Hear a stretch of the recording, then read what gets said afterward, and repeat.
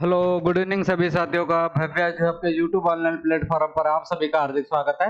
आज हम हमारे पीएसआई रैपिड रिवीजन की जो कि कल की इन्फॉर्मेशन वीडियो में मैंने आपको जानकारी दी थी, आज उसका हम आगाज कर रहे हैं और राजस्थान हिस्ट्री से हम उन चीजों को स्टार्ट कर रहे हैं। पीएसआई के लिए जो कि रिवीजन क्लासेस है वो राजस्थान हिस्ट्री के सेगमेंट, और उसी में से भी हम आधुनिक राजस्थान की हिस्ट्री से हम इस सेगमेंट को चालू करते हैं, क्योंकि जो आरपीएससी का जो ट्रेंड है आजकल वह ज्यादातर क्वेश्चन कहाँ से उठा रही है, तो वह राजस्थान की मॉडर्न हिस्ट्री से ज्यादातर क्वेश्चन उठा रही है। और राजस्थान की मॉडर्न हिस्ट्री में जो टॉपिकों की बात करें तो राजस्थान की मॉडर्न हिस्ट्री में ले देकर 5 टॉपिक हैं। सबसे पहले तो हम बात करें कि 1857 की क्रांति का हमारा पहला टॉपिक होता है। उसके बाद में हम दो आंदोलन पढ़ते हैं, एक तो हमारा किसान आंदोलन और साथ में इन्हीं के साथ में हम पढ़ते हैं जनजाति आंदोलन। इसके अलावा जो कि रियासतों के अंदर जो उत्तर प्रदेश सरकार की मांग को लेकर जो आंदोलन चल रहे थे वह प्रजामंडल आंदोलन भी हम देखते हैं। और इसके अलावा एकीकरण, ये मोस्टली ये 5 ऐसे इंपॉर्टेंट टॉपिक हैं कि जो मॉडर्न हिस्ट्री का ज्यादातर वेटेज को, ये 70% वेटेज को कवर करते हैं। और अगर इसके अलावा अदर टॉपिकों की बात करें तो अदर टॉपिक में आपके जैसे कि क्रांतिकारियों के बारे में भी आपसे क्वेश्चन पूछा जा सकता है। प्लस इसके अलावा धर्म सुधार आंदोलन हो गया हमारे, धर्म सुधार आंदोलन या फिर कोई भी सामाजिक संस्था वगैरह हो गए, न्यूज़पेपर और संगठन, ये ले देकर ये 10-12 टॉपिक हैं जो कि मॉडर्न हिस्ट्री को अच्छे से कवर कर सकते हैं। अगर आपने इनको कवर कर लिया तो आपको मॉडर्न हिस्ट्री में जिसके आराम से वेटेज 3 से 4 क्वेश्चन हमें देखने को मिल सकते हैं मॉडर्न हिस्ट्री के सेगमेंट में, तो आराम से आप इन चीजों को कवर कर सकते हैं। तो सबसे पहले हम चालू करेंगे हमारी रिवीजन कोर्स को 1857 की क्रांति से, जो कि राजस्थान की 1857 क्रांति। अब राजस्थान में 1857 क्रांति जो कि हमारा पहला स्वतंत्रता संग्राम माना जाता है, भारत का अगर पहला कोई स्वतंत्रता संग्राम माना जाता है कि हमने आजादी के लिए पहला कोई आंदोलन किया था, तो वह कौन सा था? वह था हमारे 1857 की क्रांति। अब उस समय जिस समय भारत में 1857 की क्रांति स्टार्ट हुई थी, और भारत में 1857 की क्रांति कहां से स्टार्ट होती है, तो आपको डेट ध्यान रखनी है कि 10 मई मेरठ से क्रांति की शुरुआत हमारे इंडिया में की जाती है। अब उसका राजस्थान के अंदर क्या प्रभाव था कि राजस्थान में वह कौन कौन सी जगह थी जहां पर क्रांतिकारियों से राजस्थान के लोग प्रभावित हुए थे, राजस्थान में 1857 की क्रांति का क्या प्रभाव था, इस सभी के बारे में हम डिटेल से जानेंगे। तो आइए सबसे पहले 1857 की क्रांति पढ़ने से पहले हम शुरू करते हैं कि क्रांति से पहले की आखिर क्या क्या घटनाएं हुई थी कि जिन वजह से क्रांति का प्रारंभ हुआ था राजस्थान में। तो सबसे पहले देखिए कि जब अंग्रेज भारत आए थे तो उन्होंने राजस्थान पर अधिकार नहीं किया था, बल्कि राजस्थान के राजपूत राजाओं के साथ में क्या की थी? सहायक संधियां की थी कि उन्होंने राजस्थान की हर रियासत के साथ में संधियां की थी। बदले में अंग्रेज उन्हें क्या देते थे? उन्हें सुरक्षा, उनके वित्त संबंधी या कोई भी ऐसे मामला जो कि रियासत अंग्रेजों को सौंपे, उन सभी की देखरेख वे करते थे। और अगर बात की जाए कि आपसे फैक्ट पूछा जाए कि सबसे पहले राजस्थान के किस राजा ने अंग्रेजों से सहायता मांगी थी, तो ध्यान रखना है कि जोधपुर के महाराजा विजय सिंह ने सबसे पहले राजस्थान के वह एकमात्र राजा हुए हैं जिन्होंने सबसे पहले अंग्रेजों से सहायता मांगी। तो वह कौन है? विजय सिंह, जो कि कहाँ के राजा थे? जोधपुर के राजा थे, जिन्होंने सबसे पहले क्या अंग्रेजों से सहायता मांगी थी। अब संधियों की बात करें तो संधियों में राजस्थान में सबसे पहले संधि कौन सी रियासतों ने की थी, तो आपको ध्यान रखना है कि 1803 में सबसे पहले संधि कब होती है राजस्थान में? रियासत प्लस अंग्रेजों के बीच में 1803 में। और कौन सी रियासत करती है? तो भरतपुर रियासत करती है। एग्जैक्ट डेट भी आपको ध्यान रखी जा सकती है। तो 29 सितंबर 1803 को भरतपुर रियासत किसके साथ संधि करती है? अंग्रेजों के साथ में। और उस समय का राजा कौन थे भरतपुर के? तो आपको ध्यान रखना है रणजीत सिंह।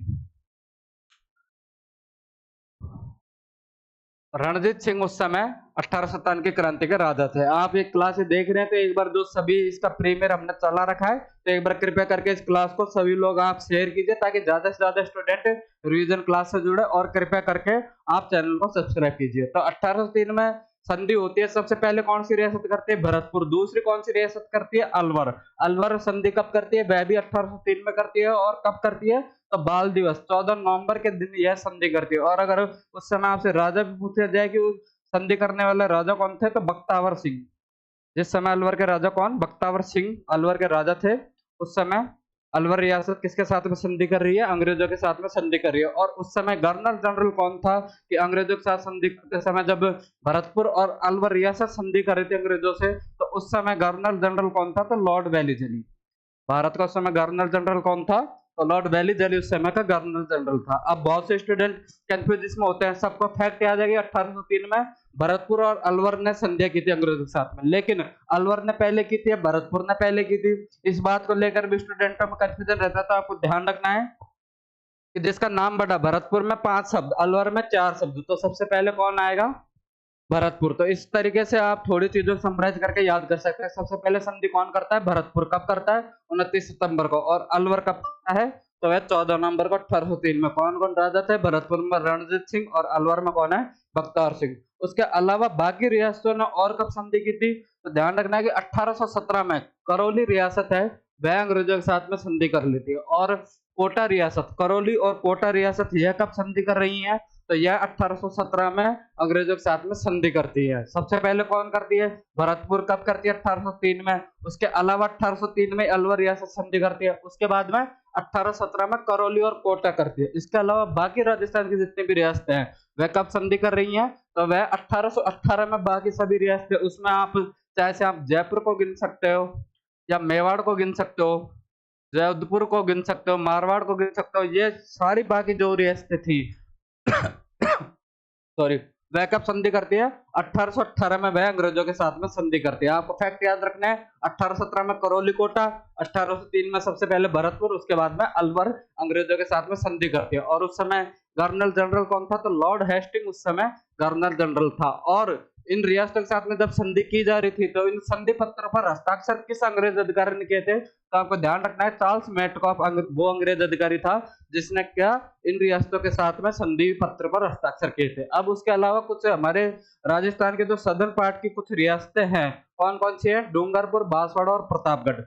इन रियासतों ने जब अंग्रेजों के साथ संधि की थी तो उस पर संधि पत्र पर हस्ताक्षर किस अंग्रेज अधिकारी ने किए थे? तो जॉन मेलकम ने उन पत्रों पर हस्ताक्षर किए थे। और राजस्थान की अंतिम रियासत जिसने अंग्रेजों के साथ संधि की थी तो वह रियासत कौन सी है?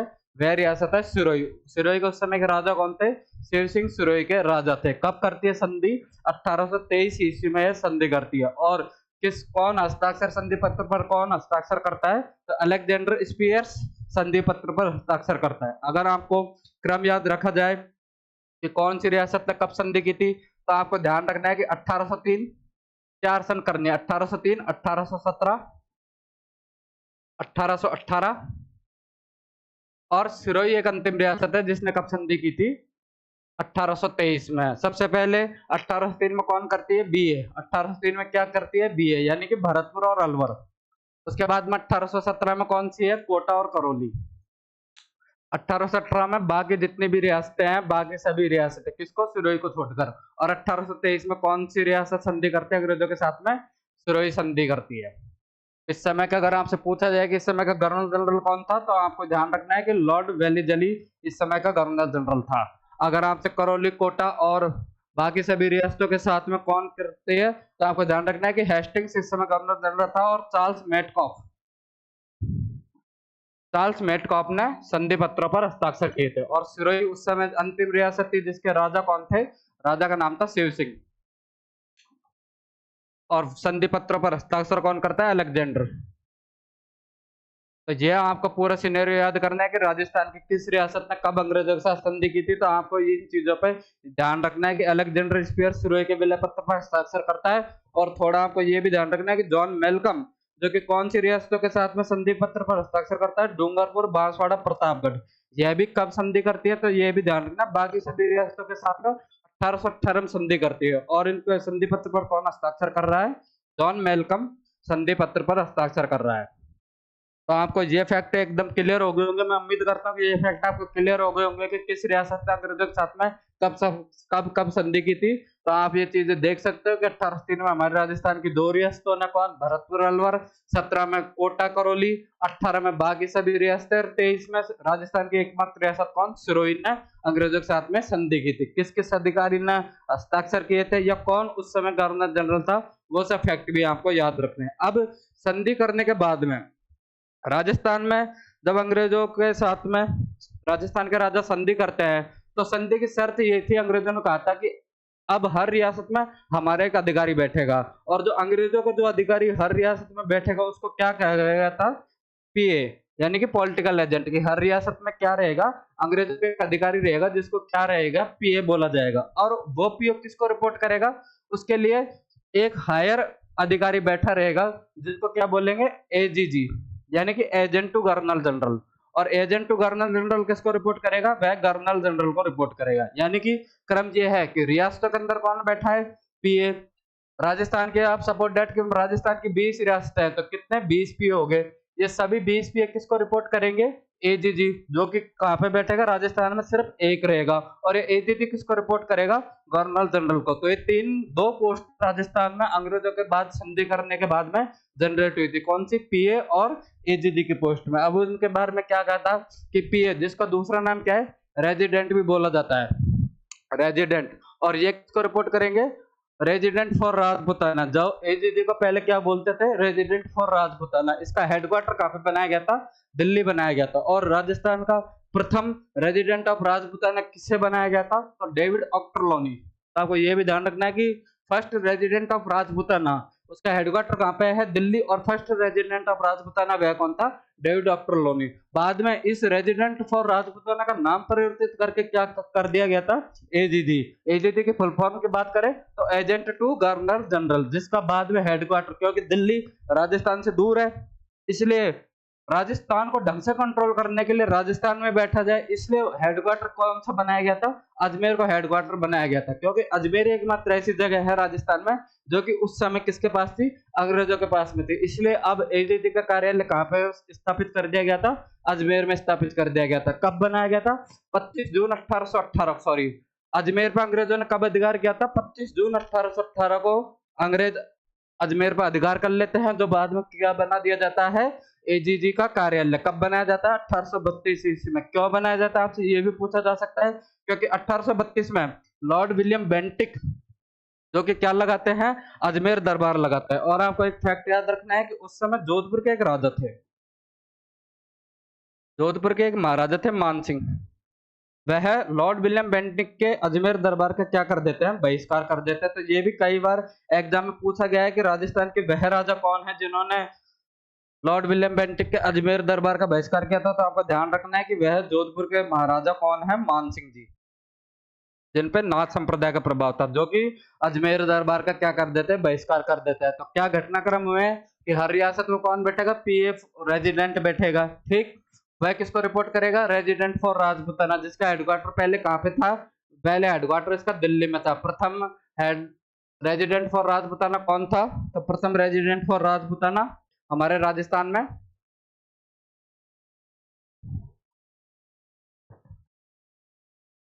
प्रथम रेजिडेंट फॉर राजपुताना हमारे राजस्थान में कौन था, डेविड ऑक्टरलोनी। बाद में 1832 ईस्वी में इसका नाम परिवर्तित करके क्या कर दिया गया था, एजीजी, यानी कि एजेंट टू गवर्नर जनरल, जिसका हेडक्वार्टर कहाँ पे बनाया गया था, अजमेर में। अंग्रेज अजमेर पर कब अधिकार करते हैं, 25 जून 1818 को अजमेर पर अधिकार कर लिया जाता है। और फर्स्ट एजीजी कौन था हमारे राजस्थान का, तो ध्यान रखना है कि अब्राहम लॉकेट हमारे राजस्थान का फर्स्ट एजीजी था। और 1832 में लॉर्ड विलियम बेंटिक अजमेर में क्या लगाते हैं, अजमेर दरबार लगाते हैं, जिसका कौन बहिष्कार करता है, जोधपुर के महाराजा मान सिंह उसका बहिष्कार करता है। उसके अलावा बात करें कि अंग्रेज जो भारत के जलवायु में बिल्कुल एडजस्ट नहीं हो पा रहे थे, क्योंकि राजस्थान एक ऐसे प्रदेश है, वह भारत के, वह राजस्थान के जलवायु में नहीं हो, क्योंकि राजस्थान वो प्रदेश है जो पूरा मरुस्थल से घिरा हुआ है। और जब राजस्थान में उनको ठंड चाहिए थी, तो राजस्थान में सिर्फ एकमात्र एक ऐसा स्थान है जो कि क्या है, बिल्कुल ठंडा रहता है। वह स्थान कौन सा है, आबू। इसलिए 1832 में जो अजमेर कार्यालय बनाया गया था, उसको ट्रांसफर 1845 में कहां पे कर दिया गया था, एजीजी हेडक्वार्टर आबू में कर दिया गया था। अब आबू में एजीजी हेडक्वार्टर कब किया गया था, 1845 में। 1832 में किसे हेडक्वार्टर बनाया था, अजमेर को। लेकिन आबू से भी कंट्रोल मुश्किल हो रहा था, इसलिए नियम निकाला गया था कि 6 महीने जो सर्दियों के रहेंगे वह तो कहाँ पे रहेंगे, अजमेर में। और जो 6 महीने गर्मियों के रहेंगे वह एजीजी कहाँ पे बैठेगा, आबू। तो 1845 में आबू का हेडक्वार्टर बनाया गया था। और 1864 में 6 महीने के लिए एजीजी कार्यालय कहाँ पे है, अजमेर, और 6 महीने के लिए कहाँ पे है, आबू। इसके अलावा अगर हम बात करें कि अंग्रेजों ने राजस्थान में 3 रियासतों का निर्माण किया था। 3 वह कौन कौन सी रियासतें थी कि अंग्रेजों का कोई युद्ध किससे चल रहा था, मराठों से चल रहा था। तो उन्होंने ग्वालियर के जो सिंधिया हैं, जो मराठा हैं, उनको तोड़कर, उनके राज्य को तोड़कर एक रियासत बनाई थी। उस रियासत का नाम क्या था? धौलपुर। कब बनाई थी? 1806 में। इसके अलावा एक और मराठा शक्ति थी, उनका नाम था होलकर। उनका अधिकार था टोंक ब्रिगेड पर, और टोंक में होलकरों का दिन कौन था? अमीर खान पिंडारी। अब अमीर खान पिंडारी अंग्रेजों से जा मिलता है और अंग्रेज होलकरों को हरा देते हैं। उसके बाद में वह आमिर खान पिंडारी, जो कि कहाँ पे बैठता है? टोंक में बैठता है, उसको स्वतंत्र राज्य घोषित करके टोंक को भी क्या कर देते हैं? रियासत की मान्यता प्रदान कर देता है। कब? 1817 में। और आपने पढ़ा होगा झालावाड़ को, जो कि कौन सी रियासत से? कोटा रियासत से तोड़कर बनाई जाती है। किसके नाम पर बनती है झालावाड़? तो कोटा के जो भूतपूर्व दीवान थे झाला जालिम सिंह, उनके नाम पर कौन सी रियासत है? झालावाड़। कब बनाई जाती है? 1838 ईस्वी में। एक मिनट।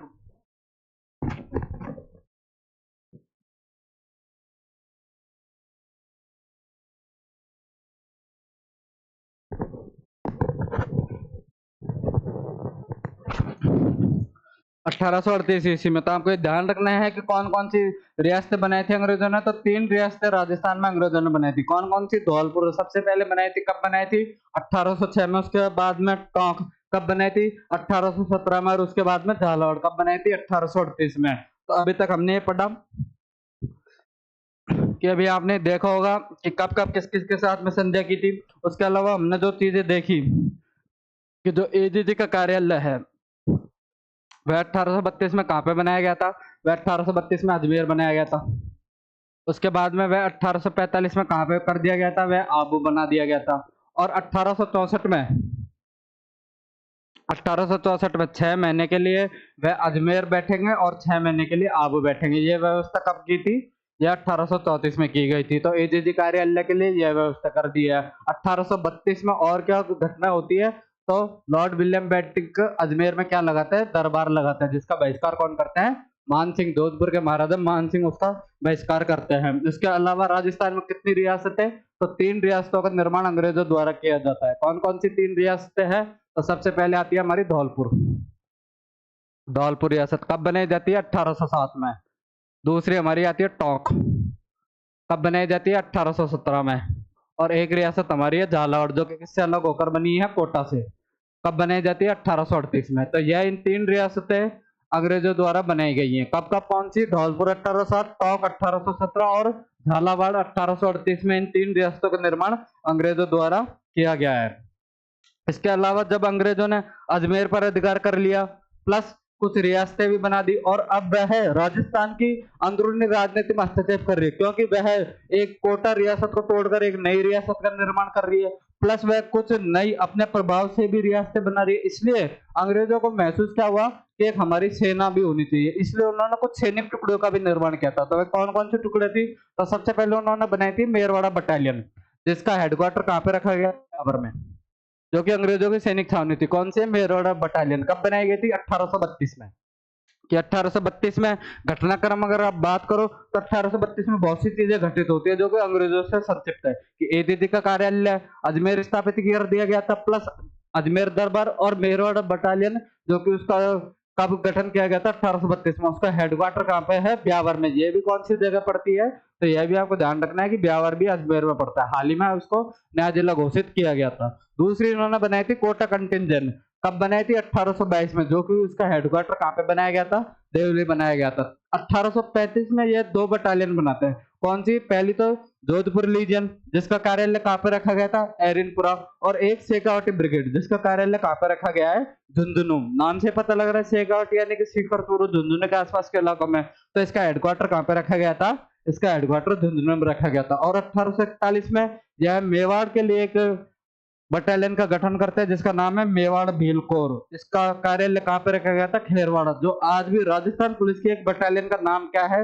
मेवाड़ भील कोर। और आज भी जो राजस्थान कांस्टेबल है उसकी ट्रेनिंग का सबसे बड़ा सेंटर भी कौन सी जगह माना जाता है?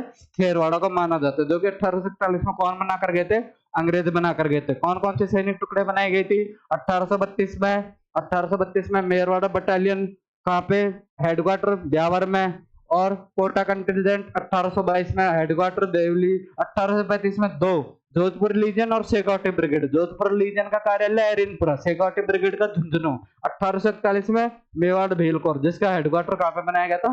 खेरवाड़ा में बनाया गया था। तो ये आपको ध्यान रखनी है, ये फैक्ट है। इसका हम बात करें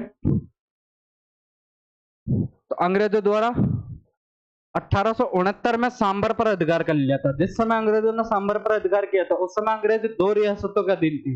वह 2 रियासतें कौन कौन सी थी हमारे राजस्थान की? जयपुर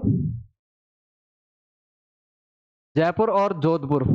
इन 2 रियासतों के अधीन में हमारी सांबर झील थी, जिस पर 1869 में कौन अधिकार कर लेते हैं? अंग्रेज अधिकार कर लेते हैं। प्लस 1875 में एक अंग्रेज अधिकारी वॉल्टर है, वे एक योजना लाते हैं जिसको क्या बोलते हैं? वॉल्टर योजना बोलते हैं। इस योजना के तहत क्या था कि जो अपर क्लास के या जो राजा महाराजा के परिवार के लोग हैं, उनके लिए अलग से शिक्षा की व्यवस्था की जाए।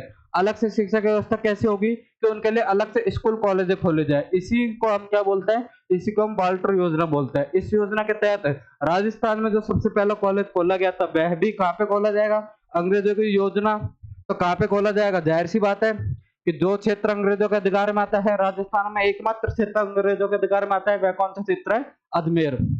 तो जाहिर सी बात है कि सबसे पहले प्रैक्टिकल अंग्रेज अपनी योजनाओं को कहाँ पे करेंगे? अजमेर में करेंगे। इसलिए वाल्टर योजना के तहत जो पहला कॉलेज खोला गया था, वह कॉलेज का नाम क्या था?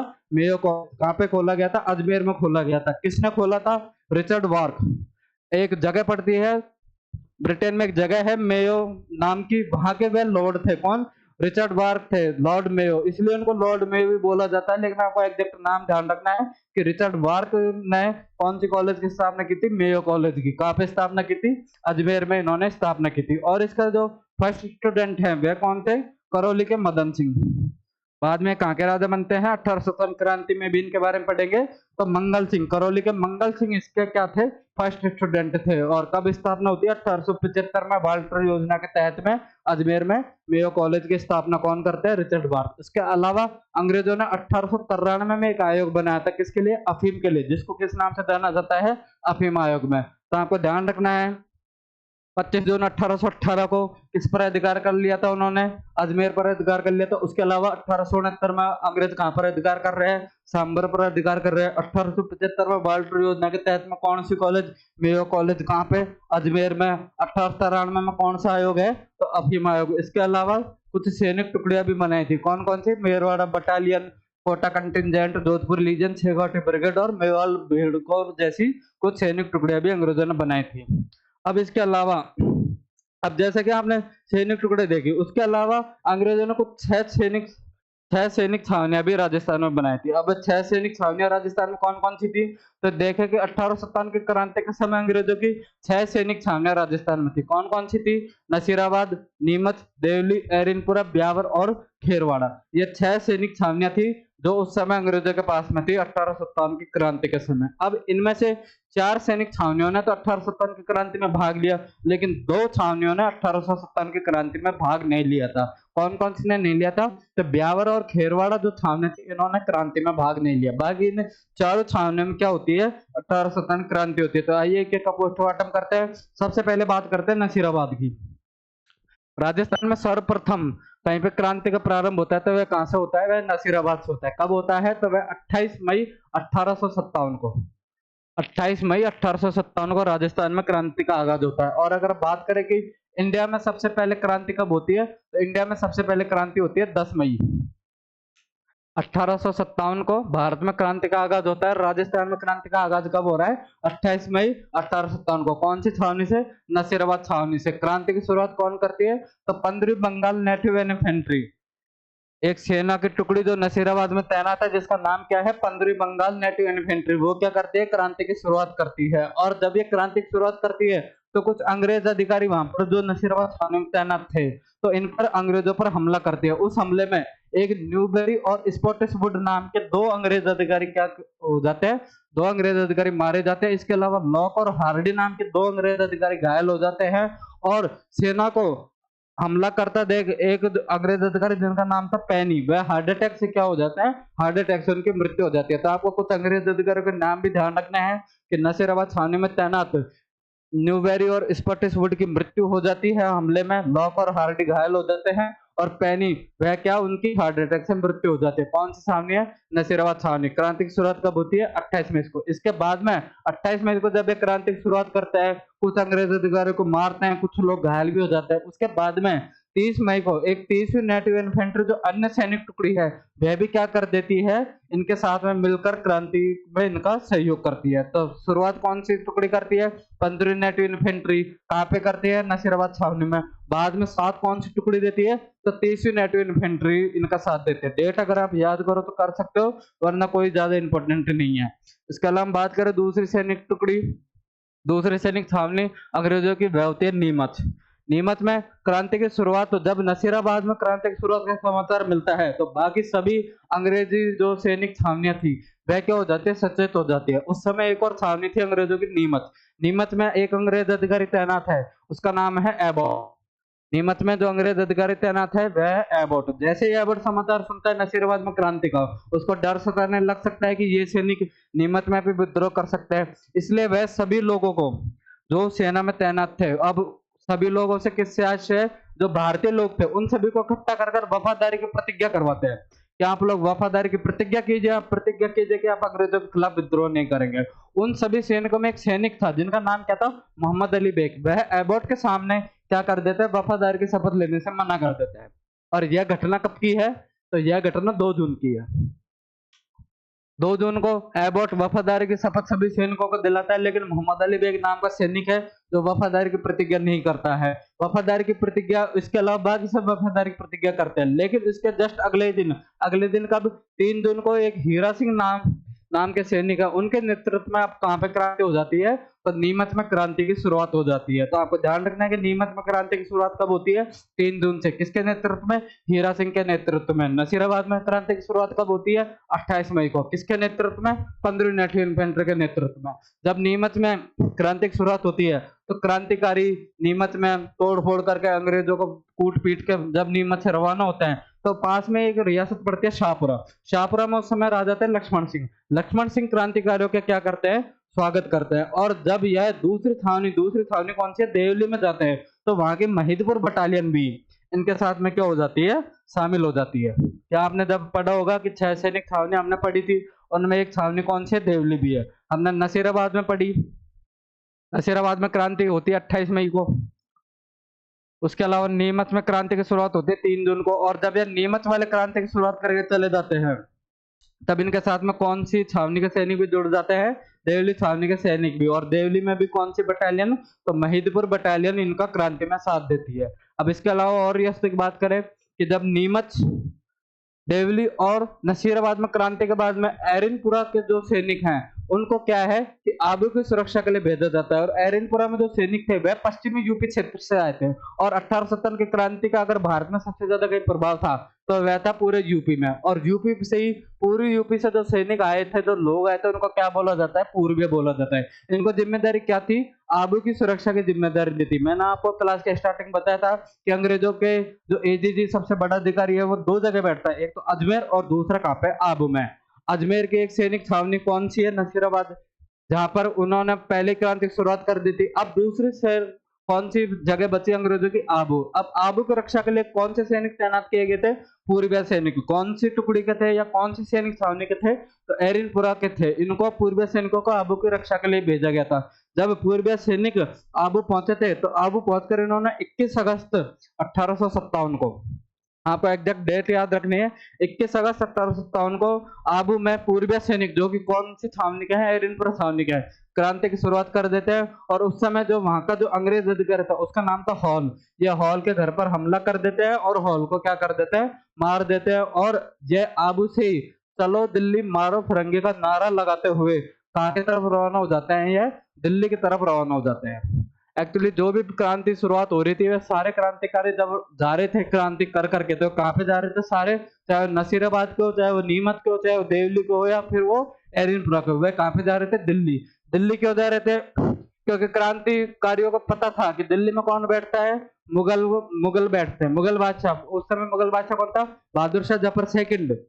और वह सभी उनको सारे क्रांतिकारी उनको उस समय 1857 की क्रांति का नेता मान रहे थे। तो सारे क्रांतिकारी किसके पास जा रहे थे? दिल्ली बहादुर शाह जफर द्वितीय के पास में जा रहे थे कि हम क्रांति करके आए हैं, आप हमारे नेता हो, आप अंग्रेजों को बाहर निकालो और क्या है भारत की शासन व्यवस्था संभालो। इसलिए सारे लोग कहाँ पे जा रहे थे? दिल्ली। इसलिए एरिनपुरा के सैनिकों ने कौन सा नारा लगाया था?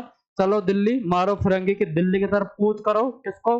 फिरंगी यानी कि अंग्रेजों को मारते हुए। तो ये आपने पढ़ा था कि हमने अभी 4 सैनिक छावनियों में क्रांति देखी। नशीराबाद में 28 मई, नीमच में क्रांति होती है। नीमच में कब होती है? 3 जून को।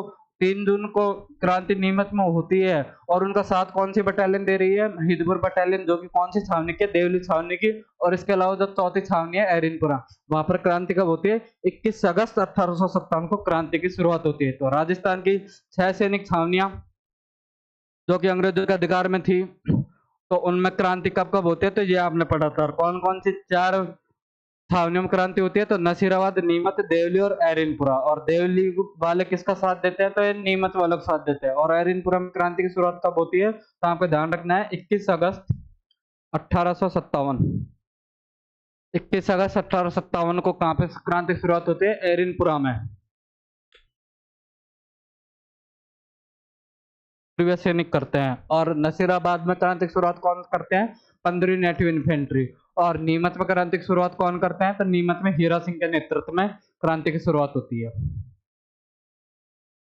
नीमच में हीरा सिंह के नेतृत्व में क्रांति की शुरुआत होती है। सॉरी, एक पॉइंट भूल गया था। हाँ, जब नीमच में क्रांति की शुरुआत होती है, इनका साथ देता है कौन? महिदपुर बटालियन जब इनका साथ देती है। तो नीमच में थोड़ा एक पॉइंट मिस हो गया था। वह पॉइंट ये था कि जब नीमच में क्रांति होती है, किसके नेतृत्व में? 3 जून को हीरा सिंह के नेतृत्व में क्रांति होती है। शाहपुरा के राजा लक्ष्मण सिंह इनका स्वागत करते हैं और देवली के महिदपुर बटालियन इनका साथ देती है। जब नीमच में क्रांति करते हैं तो कुछ अंग्रेज अधिकारी, कितने? 40 अंग्रेज इन क्रांतिकारियों से डरकर कहाँ पे चल जाते हैं? डुंगला नामक गांव में। डुंगला नामक गांव में जाकर शरण ले लेते हैं। किसके पास में? एक रुद्राराम नाम के किसान है, उसके पास में जाकर 40 अंग्रेज अधिकारी, जो कि कहां से निकले हैं? नीमच छावनी के हैं, वह डुंगला नामक गांव में रुद्राराम किसान के पास में जाकर क्या लेते हैं? वह शरण लेते हैं। जब यह बात मेवाड़ में उस समय का जो पॉलिटिकल एजेंट था, उसका नाम था सावर्स, जब यह बात मेवाड़ के पीए को पता लगती है, जिसका नाम क्या है? सावर्स, तब वह इन सभी अंग्रेज अधिकारियों को कहाँ पे ले आता है? मेवाड़ ले आता है। और उस समय मेवाड़ के महाराजा कौन थे? स्वरूप सिंह उस समय मेवाड़ के महाराजा थे। यह स्वरूप सिंह इन 40 अधिकारियों को कौन से महलों में रखता है? जगमंदिर महलों में रखता है। और स्वरूप सिंह उस समय अंग्रेजों के साथ में सहायक संधि किए हुए थे, अंग्रेजों के दोस्त थे, इसलिए इन्होंने जो अपने सिक्के चलवाए थे, उन सिक्कों पर इन्होंने क्या लिखवाया था? दोस्ती लंदन लिखवाया था। और मेवाड़ में एक और दूसरा सिक्का चलता है, वह चलता है चांदोड़ा। चांदोड़ा एक्चुअली कहानी कुछ ये है कि मेवाड़ की एक राजकुमारी थी चांद कौर, जिसकी सगाई कहाँ पे हो जाती है? जोधपुर में एक, सॉरी, जयपुर में एक महाराजा हुए हैं, महाराजा प्रताप सिंह, उनके साथ में चांद कौर की, जो मेवाड़ की राजकुमारी, उनकी सगाई हो जाती है। लेकिन कुछ ही समय में प्रताप सिंह जी की डेथ हो जाती है। प्रताप सिंह जी वही जिन्होंने हवा महल का निर्माण करवाया था। प्रताप सिंह जी की डेथ हो जाती है। उसके बाद में चांद कौर कभी शादी नहीं करती है और ये बोलते हैं कि मेरी सगाई प्रताप सिंह जी से हुई थी, हालांकि वे अब रहे नहीं, तो मैं उन्हीं की विधवा रहकर पूरा जीवन काट लूंगी, लेकिन मैं दूसरी शादी नहीं करूंगी। इसलिए इसके त्याग बलिदान के लिए उसको इतिहास ना भुला दे, इसलिए मेवाड़ वालों ने उसके सम्मान में एक सिक्का चलाया था। उस सिक्के का नाम क्या था? चांदोड़ा। उस सिक्के का नाम क्या था? चांदोड़ा। और ये किसके प्रयोग आता था? कि किसी को सम्मानित करने के लिए कौन सी मुद्रा दी जाती थी? तो चांदोड़ा मुद्रा दी जाती थी। तो ये भी आपको ध्यान रखना है कि जो 40 अंग्रेज अधिकारी नीमच छावनी से भागे थे, कौन से गांव में शरण लेते हैं? डूंगला गांव में। किसके पास? रुद्रराम किसान के पास में। मेवाड़ का पॉलिटिकल एजेंट पीए उन्हें कहां पर लेकर आता है? मेवाड़ में। मेवाड़ में महाराणा स्वरूप सिंह कौन से मंदिर महलों में रखते हैं? जगमंदिर महलों में रखते हैं। और ये अपने सिक्कों पर क्या लिखवाते हैं? दोस्ती लंदन। उसी समय बीकानेर में एक महाराजा थे, गंगा सिंह जी, वह भी अपने सिक्कों पर क्या लिखवाते हैं? Victoria express. क्या लिखवाते हैं? Victoria express. तो आपको ध्यान रखना है कि दोस्ती लंदन कौन लिखवाता है? मेवाड़ रियासत लिखवाती है। कौन से राजा? स्वरूप सिंह जी। गंगा सिंह जी जो कि कहाँ के राजा हैं? बीकानेर के, वे अपने सिक्कों पर क्या लिखवाते हैं? विक्टोरिया एक्सप्रेस, वह अपने सिक्कों पर लिखवाते हैं। तो ये भी हमने 6 सैनिक छावनियां पढ़ी। अब इन 6 सैनिक छावनियों के अलावा जब हम बात करें कि एरिनपुरा की, जब एरिनपुरा के सैनिक चलो दिल्ली मारो फिरंगी जाते हैं, तो इनकी खैरवा नामक स्थान पर एक जोधपुर रियासत के सामंत, जिसका नाम है कुशाल सिंह चंपावत, उनसे मुलाकात होती है। उससे पहले हम बात करें तो उस समय जो मारवाड़ रियासत थी, 1857 क्रांति के समय जो मारवाड़ रियासत थी उसका राजा कौन था? तख्त सिंह था। तख्त सिंह के दो सामंत थे, एक तो थे कुशाल सिंह चंपावत और एक सामंत का नाम था कानजी। कुशाल सिंह चंपावत के पास में कौन सा ठिकाना था? आहुआ का ठिकाना था। और कानजी के पास में कौन सा ठिकाना था? तो बिठौड़ा का ठिकाना था। अब कुशाल सिंह चंपावत और कानजी के आपस में नहीं बने, इसलिए कुशाल सिंह चंपावत किसको? कानजी को मार देता है। कानजी को जैसे ही मार देता है, कुशाल सिंह चंपावत कानजी को मार देता है, तो यह क्या हो जाता है? तख्त सिंह का विद्रोही हो जाता है। तख्त सिंह का विद्रोही अब कौन बन गया? कुशाल सिंह चंपावत प्लस कुशाल सिंह चंपावत अब तख्त सिंह के विद्रोही, तो इसको मारवाड़ रियासत से बाहर निकाल दिया जाता है। अब इसको सहायता के लिए, तख्त सिंह के खिलाफ लड़ने के लिए इसको सहायता चाहिए। अंग्रेज इसको सहायता दे नहीं सकते क्योंकि तख्त सिंह ने भी अंग्रेजों के साथ सहायक संधि कर रखी है, इसलिए तख्त सिंह के साथ साथ में यह अंग्रेजों का विद्रोही भी है। इसलिए जब एरिनपुरा के सैनिक क्रांति करने के बाद में दिल्ली जा रहे थे, खैरवा नामक स्थान पर, खैरवा नामक स्थान पर कुशाल सिंह चंपावत क्या करता है? एरिनपुरा के विद्रोहियों से मुलाकात करता है और उनसे बोलता है कि आप भी अंग्रेजों के खिलाफ लड़ रहे हो, मेरी लड़ाई भी अंग्रेजों के खिलाफ है, तो क्यों ना आप साथ में मिलकर लड़ो। जो लड़ाई आप दिल्ली में लड़ने वाले हो वो लड़ाई आप आवा में भी लड़ सको। इसलिए कुशाल सिंह चंपावत का सहयोग कौन करता है? एरिनपुरा के सैनिक कुशाल सिंह चंपावत का सहयोग करते हैं और एरिनपुरा के सैनिकों की सहायता से कुशाल सिंह चंपावत 3 बड़े युद्ध करता है अंग्रेजों से, प्लस जोधपुर रियासत से। कौन कितने युद्ध करता है? 3 युद्ध करता है। सबसे पहले जो युद्ध है वह है बिठौड़े का युद्ध। बिठौड़ा का युद्ध कब होता है? 8 सितंबर 1857 को। अब यह अंग्रेज प्लस जोधपुर रियासत के खिलाफ कर रहा है, तो कुछ सैनिक अंग्रेजों की तरफ से भी आएंगे और कुछ जोधपुर की तरफ से भी आएंगे। तो अंग्रेजों की तरफ से जो अधिकारी आता है उसका नाम था हीथकोट, और जोधपुर रियासत का जो सबसे कुशल सेनापति था उसका नाम भी क्या था? कुशल राज सिंह भी। वह आता है किसके खिलाफ? कुशाल सिंह चंपावत के खिलाफ। अब इस युद्ध में कौन जीत जाता है? इस युद्ध में कुशाल सिंह चंपावत जीत जाता है, लेकिन साथ के साथ में कुशाल सिंह चंपावत ओनार सिंह पंवार, जो कि जोधपुर का किले का क्या था? किलेदार था, उसको मार देता है। यानी कि पहले युद्ध में कुशाल सिंह चंपावत अंग्रेजों को प्लस जोधपुर की सेना को बुरी तरह पराजित करता है और साथ में जोधपुर का जो किलेदार ओनार सिंह पंवार है उसको भी मार देता है। उसके जस्ट 10 दिन बाद में दूसरा युद्ध होता है, उस युद्ध को हम बोलते हैं चेलावास का युद्ध। इस बार अंग्रेज अधिकारी कौन आते हैं? जॉर्ज पैट्रिक लॉरेंस, जो कि 1857 की क्रांति के समय में राजस्थान के क्या थे? एजीजी। तो आपको ये भी फैक्ट ध्यान रखना है कि 1857 की क्रांति के समय राजस्थान के एजीजी कौन थे? George Patrick Lawrence. वो खुद इस युद्ध में आते हैं, अपने साथ में किसको लाते हैं? मैक मैसन को लाते हैं, जो कि जोधपुर के क्या थे? पीए थे। किसके खिलाफ? कुशाल सिंह चंपावत के खिलाफ। अब अंग्रेज इस युद्ध में पूरे अंग्रेज थे, यानी कि गोरे गोरे लोग थे और अपने भारतीय पूरे काड़े काड़े लोग थे, इसलिए इस युद्ध को क्या कहा जाता है? काले गोरों का युद्ध भी। कौन से युद्ध को कहा जाता है? चेलावास के युद्ध को। कब होता है? 18 सितंबर 1857 को। किस किस के बीच में? George Patrick Lawrence plus Mac Mason और कुशाल सिंह चंपावत में। अब इस युद्ध को भी कौन जीत जाता है? इस युद्ध को भी कुशाल सिंह जीत जाता है, और इस युद्ध में मैक मैसन काम आ जाता है कि मैक मैसन का सिर काटकर आवा के किले पर ही लटका दिया जाता है। तो अंग्रेज लगातार 2 बड़ी हार झेल लेते हैं, किसके खिलाफ में? कुशाल सिंह चंपावत के खिलाफ में, जो कि कहाँ के सामंत है? आवा के सामंत है। उसके अलावा फाइनली कुछ समय के बाद में आवा में, डायरेक्ट आवा में, जो कुशाल सिंह चंपावत का ठिकाना है, डायरेक्ट आवा पर आक्रमण कब किया जाता है? 20 जनवरी 1858 को आवा पर आक्रमण किया जाता है। उस समय तक एरिनपुरा के सैनिक वहां से निकल चुके थे, इसलिए अब कुशाल सिंह चंपावत कमजोर है। इसलिए यह सहायता प्राप्त करने के लिए कि जब अंग्रेज अधिकारी कौन? होम्स, अब डायरेक्ट कुशाल सिंह चंपावत के घर यानी कि होम पे हमला कर रहे हैं। हमला करने, होम पे हमला करने कौन आ रहा है? होम्स आ रहा है। प्लस कौन उसका साथ दे रहा है? जोधपुर के हंसराज जोशी, जोधपुर के जो सेनापति हैं वह हंसराज जोशी भी इनका साथ दे रहे हैं। अब कुशाल सिंह चंपावत इस समय शक्तिशाली नहीं है, शक्ति कम है, इसलिए सहायता के लिए किसके पास चला जाता है?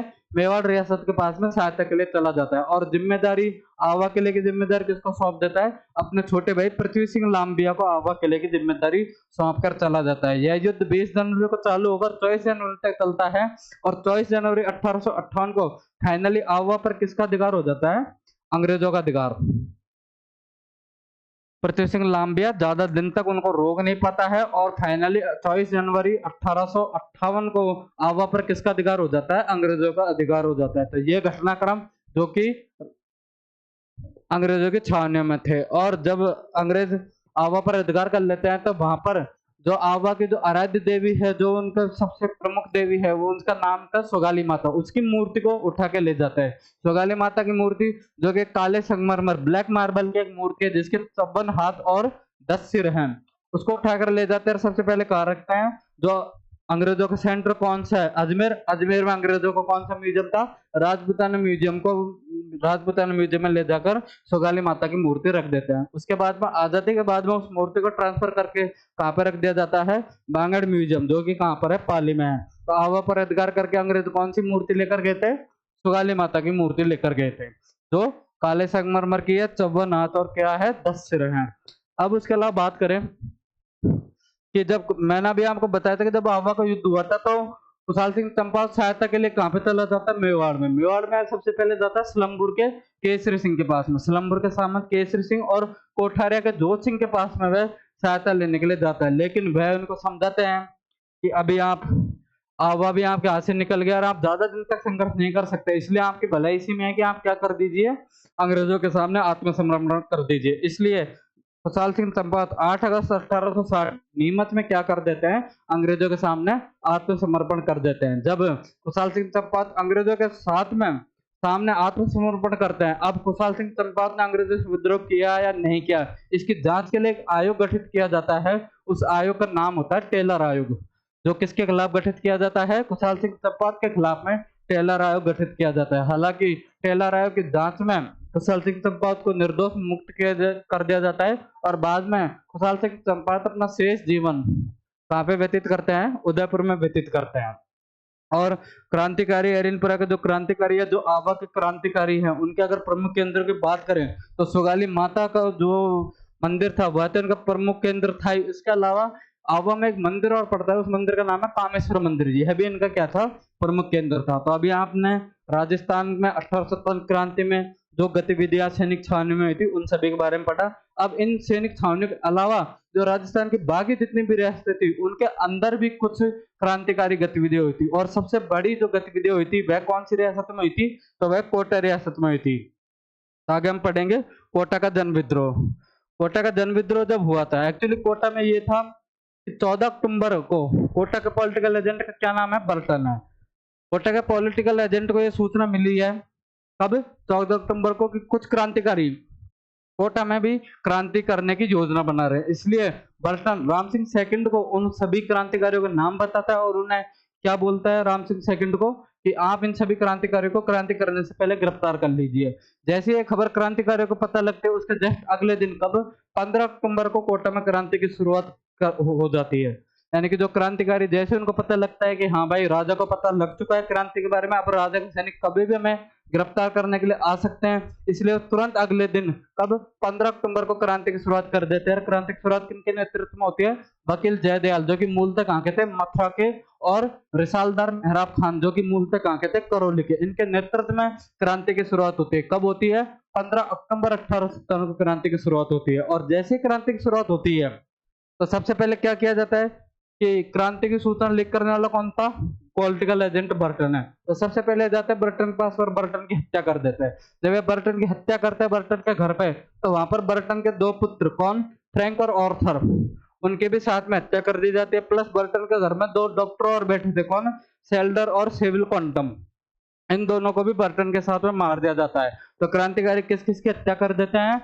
बर्टन प्लस उसके 2 पुत्र फ्रैंक और ऑर्थर और 2 डॉक्टर, कौन? सेल्डर और सेविल क्वांटम, इनकी भी हत्या कर दी जाती है। जैसे ही राजा के समाचार प्राप्त होता है कि बर्टन के ऊपर हमला करके उसकी हत्या कर दी गई है, तो राम सिंह सेकंड अपने एक विश्वास पात्र जिसका नाम है देवीलाल को भेजा जाता है। तो देवीलाल के भी क्रांतिकारी क्या कर देते हैं? हत्या कर देते हैं। तो क्रांतिकारी द्वारा किन किन को मारा जाता है? बर्टन प्लस उसके 2 पुत्र फ्रैंक ऑर्थर, 2 डॉक्टर सेल्डर और सेविल क्वांटम और देवीलाल की हत्या कर दी जाती है। और फिर उसके बाद में राजा का नंबर लेते हैं और राजा को मारते तो नहीं है, लेकिन राजा को क्या कर दिया जाता है?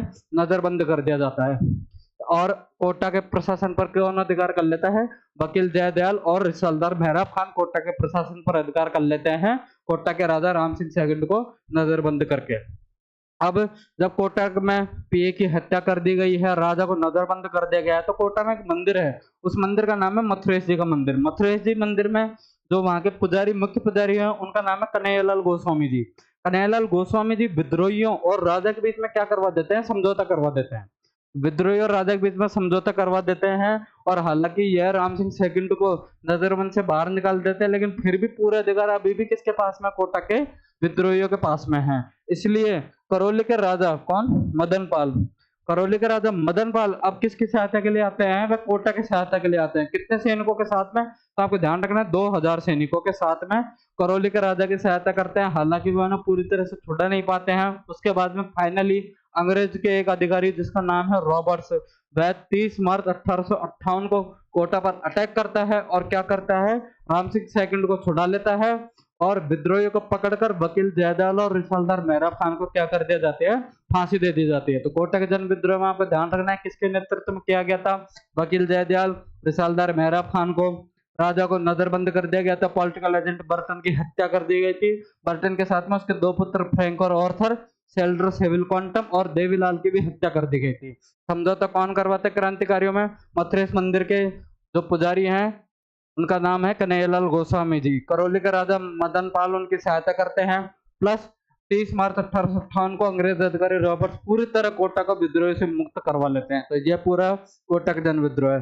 कोटा के बाद में इनके अलावा और कोई अन्य विद्रोही आपसे पूछे जा सकते हैं, तो आपको नाम याद रखना है रतनलाल, जियालाल और हरदयाल। यह कोटा रियासत के क्या थे? अन्य विद्रोही थे। प्लस दो नाम आपने पढ़े ही होंगे, वकील जयदयाल और रिसालदार मेहराब खान। इसके अलावा हम बात करें कि और कौन सा विद्रोह है कोटा के बाद में? टोंक में विद्रोह है। टोंक में उस समय नवाब थे। नवाब का नाम क्या था? वजीरुद्दौला। ये क्या थे? अंग्रेजों के समर्थक थे। टोंक के जो नवाब थे वजीरुद्दौला, ये क्या थे? अंग्रेजों के समर्थक थे। लेकिन जो इनके सेनापति थे या सेना नायक या आप बोल सकते हो मंत्री थे, वह क्या थे? क्रांतिकारियों के साथ में थे, अंग्रेजों के वह विरोध में थे। इसलिए टोंक के जो नवाब वजीरुद्दौला हैं, इनके जो सिपह सालार हैं कौन? मीर आलम खान, अहमद यार खां और मोइनुद्दीन। ये क्या करते हैं? टोंक में क्रांतिकारियों के साथ देते हैं, अंग्रेजों के खिलाफ क्या करते हैं? क्रांति की शुरुआत करते हैं। ये अंग्रेजों के खिलाफ क्रांति की शुरुआत करते हैं। और जब अंग्रेजों के खिलाफ क्रांति की शुरुआत करते हैं तो धीरे धीरे पूरे टोंक में फैल जाती है। और टोंक में स्पेशल फैक्ट आपको ध्यान रखना है कि क्रांति में टोंक की महिलाएं भी क्रांति में बढ़ चढ़ कर भाग लेती है। और निम्बाहेड़ा में जब क्रांतिकारियों का पीछा अंग्रेजों की सेना कर रही थी, तो निम्बाहेड़ा में एक किसान है, उनका नाम है ताराचंद पटेल। ताराचंद पटेल वह क्या करते हैं? नीमच की जो छावनी के सैनिक जब विद्रोह करने आते हैं, विद्रोह करके दिल्ली की तरफ जाते हैं, तो निम्बाहेड़ा में ताराचंद पटेल नीमच विद्रोह के क्या करते हैं? स्वागत करते हैं। और कर्नल जैक्सन जो कि क्या पीछा कर रहा था? विद्रोह का पीछा कर रहा था, उसका सामना भी ताराचंद पटेल करते हैं। कहाँ पे करते हैं? निम्बाहेड़ा में। हालांकि बाद में कर्नल जैक्सन से हार जाते हैं और ताराचंद पटेल को क्या दे दी जाती है? फांसी दे दी जाती है। लेकिन आपको फैक्ट याद रखना है कि निम्बाहेड़ा में अंग्रेजों का सामना कौन करते हैं? ताराचंद पटेल। प्लस कहाँ के विद्रोही का स्वागत किया गया था?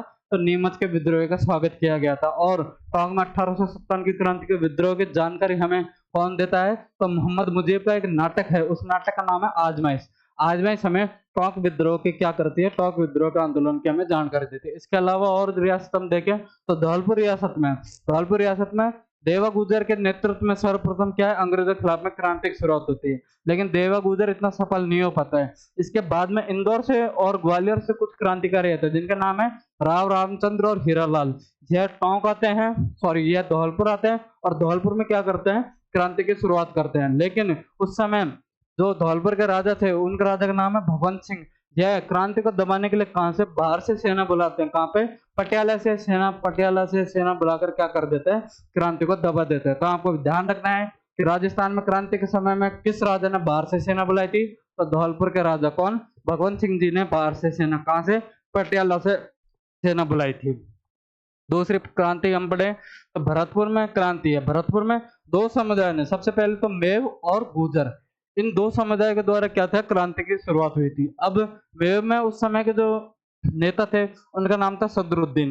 इन्होंने क्रांति की शुरुआत की थी। तो जो भरतपुर के जो राजा थे उनका नाम था जसवंत सिंह।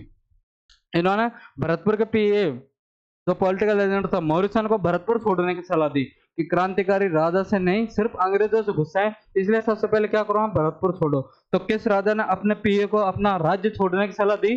तो भरतपुर का राजा ने। ये एग्जाम में क्वेश्चन पूछा गया है, तो आपको ध्यान रखना है कि भरतपुर में क्रांति की शुरुआत मेव और गुर्जरों द्वारा की जाती है। मेव का नेता कौन है? सदरुद्दीन। भरतपुर के राजा कौन है? जसवंत सिंह। पीए मॉरिसन को क्या सलाह देते हैं? भरतपुर छोड़ने की सलाह देते हैं।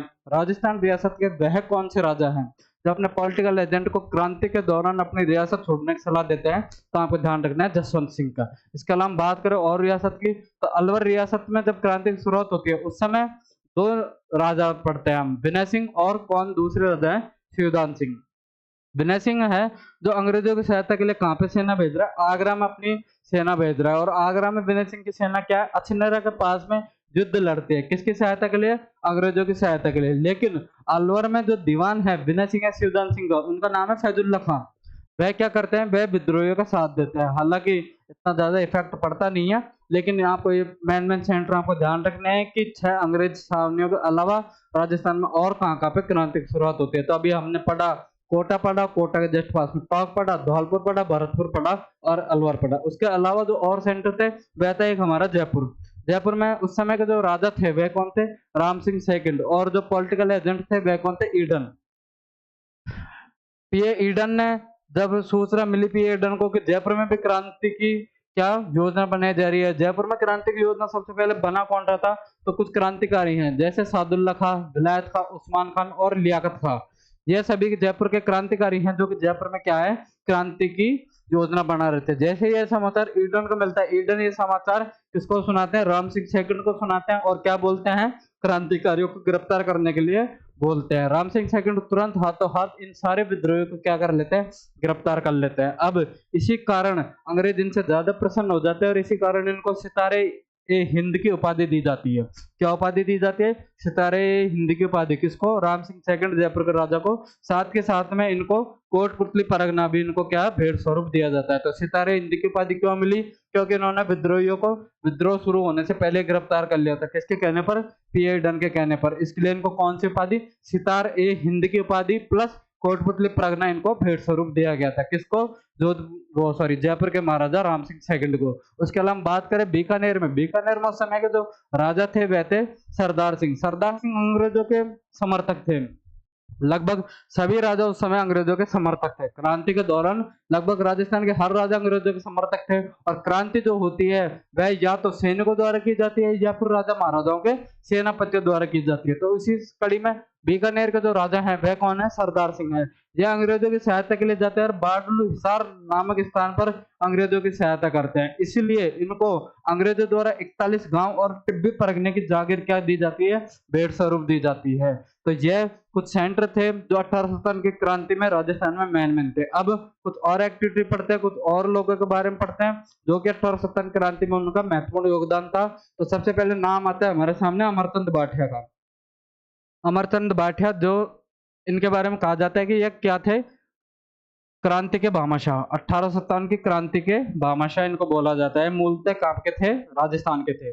और राजस्थान के पहले शहीद, क्रांति में राजस्थान के अगर कोई पहले शहीद है तो वे कौन है, अमरचंद बाठिया जी। और इन्होंने किसकी सहायता की थी, तो इन्होंने झांसी की रानी की इन्होंने क्या की थी, सहायता की थी।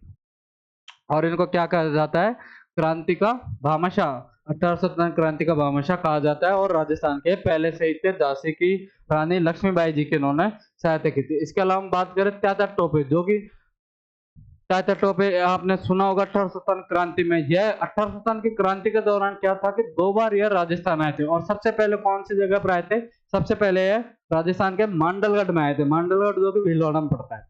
त्याता टोपे क्रांति के दौरान राजस्थान कितनी बार आते हैं, 2 बार ही आते हैं। और सबसे पहले कहां पर आते हैं, मांडलगढ़ में आते हैं। अब जब त्याता टोपे आते हैं तो यह यहाँ की क्रांतिकारी गतिविधियों में एक्टिव हो जाते हैं। और 1858 में त्याता टोपे राजस्थान में 3 बड़े युद्ध करते हैं। 3 बड़े अंग्रेजों के खिलाफ 3 बड़े युद्ध करते हैं। सबसे पहले कौन सा, कुवाड़ा का युद्ध। कब करते हैं ये, किसके खिलाफ करते हैं, रॉबर्ट्स के खिलाफ। कब, 9 अगस्त को कुवाड़ा का युद्ध करते हैं। इस युद्ध को कौन जीतता है, त्याता टोपे। दूसरा एक करते हैं रकमगढ़ का युद्ध। कब करते हैं, 13 अगस्त को। किसके खिलाफ, जोत सिंह के खिलाफ ये युद्ध करता है। प्लस रलायता का युद्ध, पृथ्वी सिंह और गोपाल पलटन। पृथ्वी सिंह जो कि कहाँ के राजा थे, झालावाड़ के राजा थे। झालावाड़ के राजा पृथ्वी सिंह इनको हराने के लिए क्या करते हैं, त्याता टोपे को हराने के लिए सेना भेजते हैं।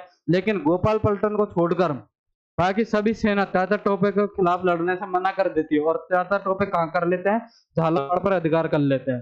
त्याता टोपे कहाँ पर अधिकार कर लेते हैं, झालावाड़ पर अधिकार कर लेते हैं। इसलिए जो झालावाड़ के राजा हैं वह कौन है, पृथ्वी सिंह। त्याता टोपे को क्या देते हैं, मुआवजे के तौर पर 5 लाख रुपए देते हैं। तो आपको ध्यान रखना है कि त्याता टोपे ने राजस्थान की किस रियासत पर अधिकार कर लिया था, झालावाड़ पर। कौन राजा था, पृथ्वी सिंह। किसने लड़ने से मना कर दिया था, गोपाल पलटन को छोड़कर बाकी सारी झालावाड़ की सेना ने त्याता टोपे के खिलाफ लड़ने से मना कर दिया था।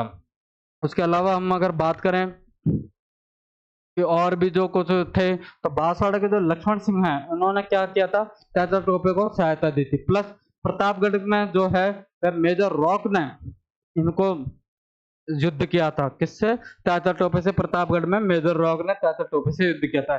इसके अलावा हम और पढ़े कि जब सीकर में क्या था कि नरवर में एक जगह है, वहां पर जंगल पड़ते हैं। सीकर के नरवर जंगलों में एक त्यातर टोपे के सहयोगी थे, उनका नाम है मानसिंह। मानसिंह के विश्वासघात के कारण त्यातर टोपे को क्या कर देते हैं, कर्नल होम्स गिरफ्तार कर लेते हैं। ये कर्नल होम्स वही है जो आवा पर अधिकार कर लेते हैं। आवा युद्ध में भी हम पढ़ कर आए थे कर्नल होम्स के बारे में। ये कर्नल होम्स वही है जो अब किसको गिरफ्तार कर रहे हैं, त्यातर टोपे को। कहाँ पे? नरवर के जंगलों में। कब? 18 अप्रैल 1859 को त्यातर टोपे को गिरफ्तार कर लेते हैं मानसिंह के विश्वासघात के कारण। और क्या कर देते हैं, त्यातर टोपे को फांसी लगा देते हैं। जिसकी आलोचना कौन करते हैं, तो जिसकी आलोचना करते हैं सॉवर्स। त्यातर टोपे को फांसी लगाने की आलोचना किसके द्वारा की जाती है, तो सॉवर्स के द्वारा त्यातर टोपे को फांसी लगाने की आलोचना की जाती है। और ये सब चीजें जो थी, ये हमने देखा था कि राजस्थान में 1857 क्रांति के क्या क्या थे, कौन कौन सी रियासतों में क्रांति का प्रभाव था, और इन सभी की जानकारी हमें कहाँ से मिलती है। एक राइटर है हमारे नाथुराम खड़गावत, उनकी एक बुक है Rajasthan roles in struggle of 1857। ये किसकी बुक है? नाथुराम खड़गावत की, जो हमें किसकी जानकारी देती है, हमें राजस्थान का क्या योगदान था 1857 की क्रांति में, उस चीज की हमें जानकारी देती है। इसके अलावा एक अंग्रेज अधिकारी थे, उनका नाम क्या था, प्रिचार्ड। उन्होंने भी 1857 की क्रांति में जो है उसके ऊपर बुक लिखे। उस बुक का नाम क्या है, राजपूताना में विद्रोह, म्यूटिनीज इन राजपूताना। ये किसकी बुक है? प्रिचार्ड की बुक है। तो 1857 की क्रांति की जानकारी देने के लिए कौन सी दो बुकें हैं, तो आपको ध्यान रखना है कि Rajasthan roles in struggle of 1857 किसकी बुक है, नाथुराम खड़गावत की। और प्रिचार्ड की कौन सी बुक है, राजपूताना में विद्रोह। यह बुक हमें किसकी जानकारी देती है, 1857 क्रांति की जानकारी देती है राजस्थान में। तो आई होप आप लोगों को ये चीजें अच्छे से कॉन्सेप्ट समझ में आई होगी। और ये जो क्लासरूम की पीपीटी है, तो ये आपको हम टेलीग्राम चैनल पे शेयर कर देंगे। आप जुड़ते रहिए और आगे की और अपडेट रिवीजन क्लास के लिए आप भव्य एजुकेशन आपको फॉलो कीजिए। धन्यवाद आप सभी।